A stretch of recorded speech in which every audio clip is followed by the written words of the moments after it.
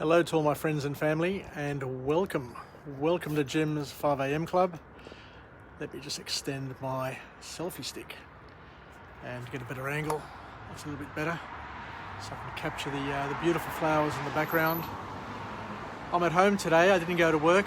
Monday was a long weekend for me, so I spent the day just chilling out. And I put together a couple of 5am clubs, and I thought I'd deliver a couple before the sun went down. So what we'll do is we'll just go through a book summary today, and the book summary is entitled How to Create a Mind. How to Create a Mind. And the author is Ray Kurzweil. Ray Kurzweil. So this book here is all about how the brain is wired, how we're and how we access different parts of our brain, and how the brain works, just to give us some further insight into the wonders of creation and the wonders of us human beings, because we are wired differently from all other creatures. We've got a rational mind, we've got a rational soul. And all of that is a gift, and it's a gift that we need to make the most of, I guess, in order to live a full life and to live with joy. So the author kicks off his book here with a quote, and the quote goes as follows: "The story of evolution unfolds with increasing levels of abstractions." So it's all really weird in terms of how we're built, how we're made, how we function. And I guess as years go by, we'll be able to understand a little bit more and a little bit better the wonders of the human brain, of the mind, and how we're put together. But what the author here says to kick it off is that the brain stores information. So every single thing that happens, the noise, the bus that's gone past, the cars, the sun that's setting, the smells, everything, every stimulus that is available to me gets captured by the subconscious. There's no doubt about that. Everything that goes on gets captured, and not only does it get captured, it gets stored. So all the data, all the information that is I guess engaged by our five senses is stored, but it's stored in sequences which lets you remember many things with just one tiny hint. How many times in the past have we had a stimulus like a smell that has taken us back and has invigorated a whole string of memories? A sound, a song that takes you to a certain place in a certain time with a certain bud-out. A sight, a colour, an event. There are so many things that once they're triggered, create an explosion of memories, of fond memories, but they can also create an explosion of bad memories for some people as well.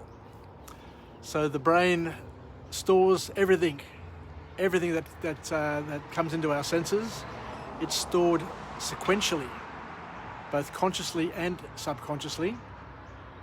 But the interesting thing is that all of those things that are stored, once we get a hint, once we get the slither of information, once we get something that triggers that memory, the dam gates are released, and all of that memory, that whole sequence of events come flooding back.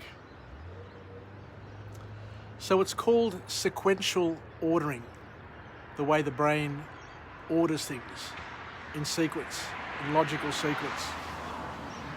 Because the brain catalogues all information and all memories, as I alluded to before, in a strict step-by-step order, which is why you only need one small part of it to trigger the entire pattern.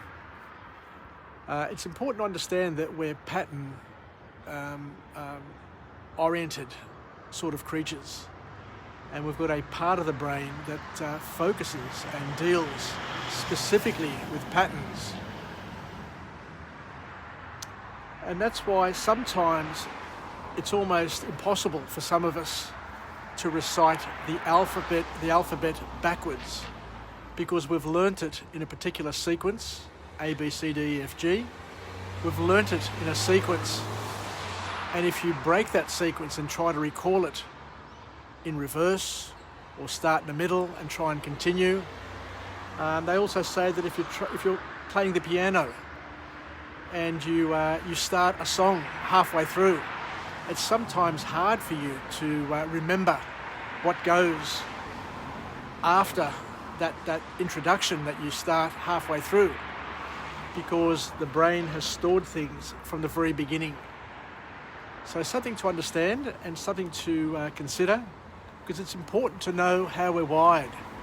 It's important to know what makes us function, what makes us work, so that we understand our strengths, our weaknesses, and how we can leverage those things to serve us and to our benefit. The next thing that the author talks about, the next formal point which comes out of the book here, is where he talks about a part of your brain where creativity, anger, and sex drive originate. And they originate in a part of the brain called the Neocortex. Oh, I can see the sunset. Can you see the sunset up there just happening, just on the hill? So creativity, anger, and sex drive, these instinctive things that we have, are triggered and originate in a part of our brain called the neocortex, where pattern recognizers deal with incoming information. We are wired with a whole string of things called pattern recognizers, which are there to basically look out for. They're your radar, which looks out for certain patterns.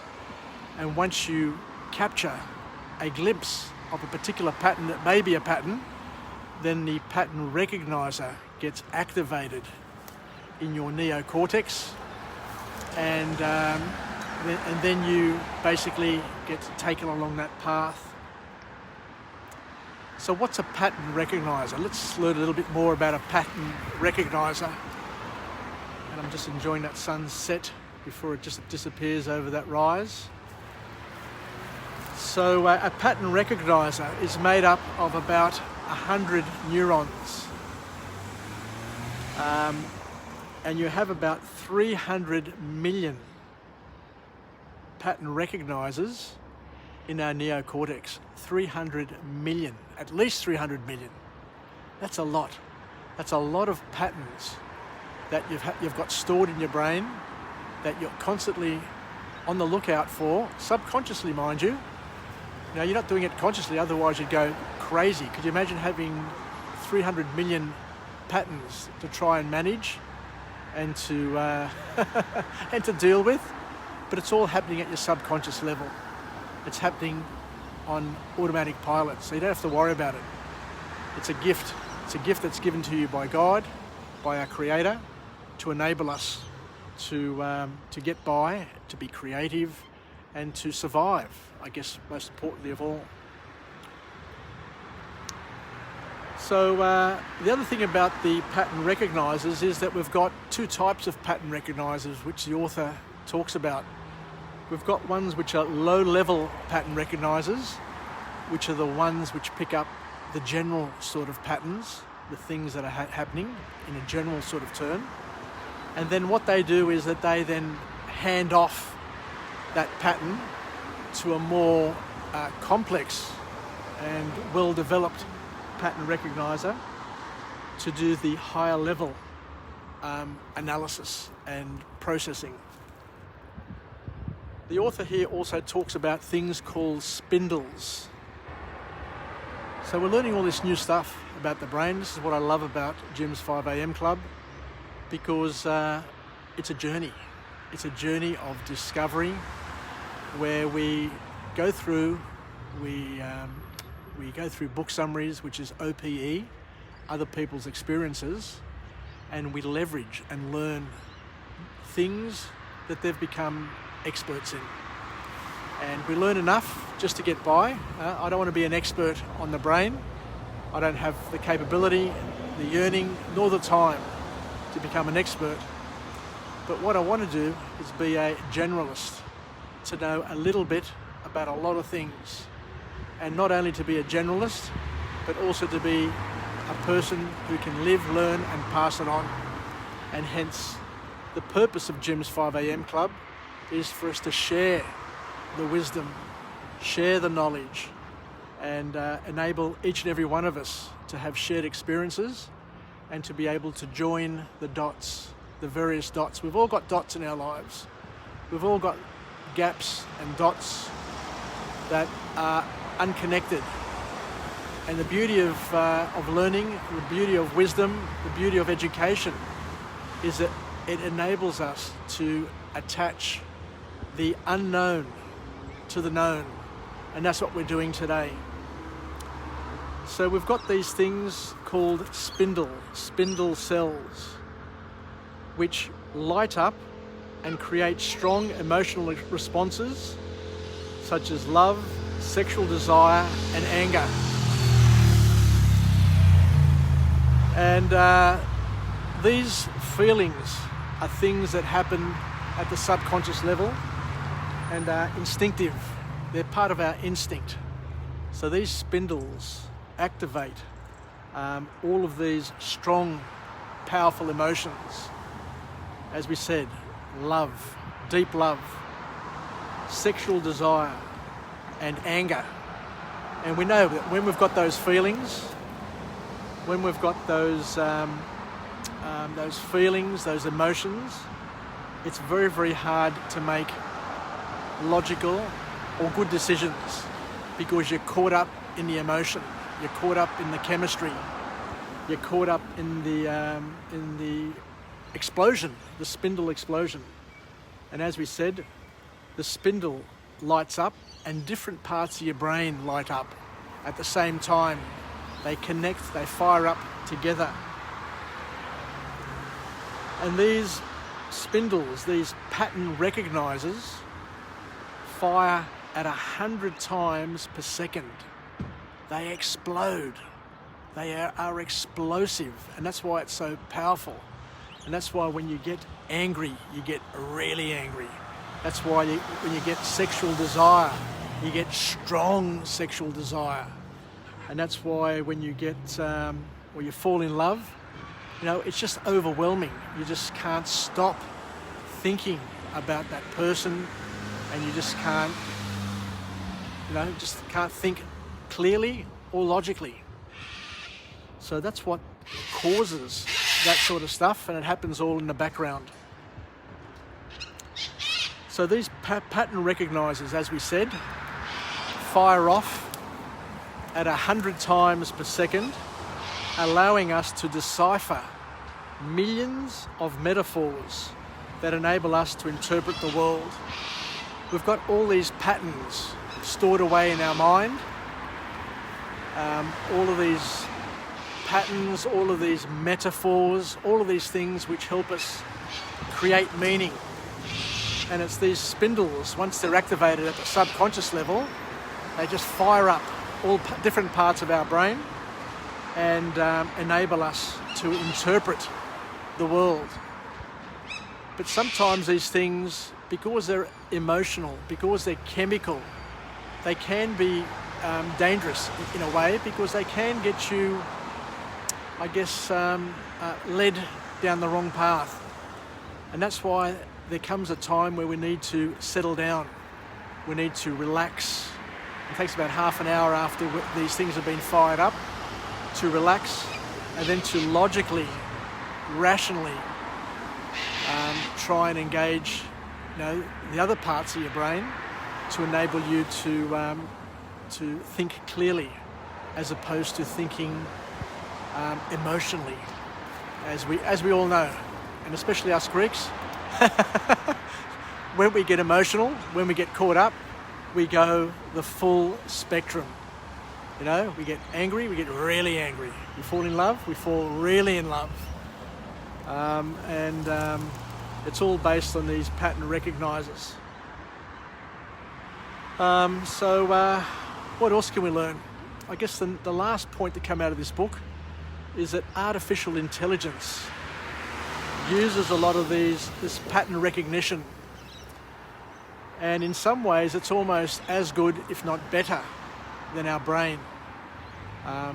Supercomputers can recognize patterns as quickly or as effectively as a human can. But what they can't do is socialize, and they can't leverage it, I guess, at this point in time. But it does allow it to learn. Artificial intelligence, using pattern recognition, allows computers to actually learn things. And that's why when you've got Siri, when you engage and call up Siri, it's able to understand you, because what it does is it looks for keywords and it looks for context. So Siri will get better and better over time.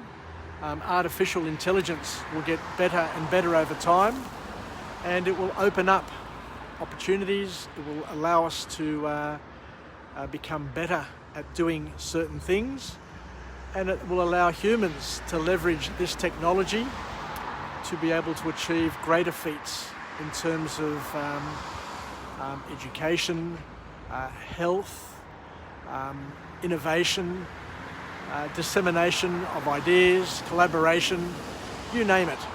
I guess the important thing for each and every one of us is not to fear artificial intelligence, but to know that it is a tool that we can use to leverage our innovation and to help us. So I think I'll leave it there for now. So the sun has gone down. So if we look up the street now, we can see an orange glow. But if we look behind us, we've got the moon rising. So we've got the sun setting and the moon rising. You can just see it there on the horizon, just where my finger is, there. So we've got the moon rising just after the sun is setting. So what I want to do, or what I ideally love to do one day, is to be up at Nelson Bay and climb Mount Tomaree, where I can see east and west, and put my drone up and capture a sunset and a moonrise within 15-minute cycle of each other. So that's one of my dreams, and I just can't wait to deliver that one day and to do a 5 a.m. club from that sort of vantage point. So let's finish off with a positive affirmation. I'm alive, I am well, I feel absolutely great. To my friends and family, stay connected, stay relevant, stay reasonable. And most importantly, let's pick out some of these points that we got from this book entitled How to Create a Mind by Ray Kurzweil.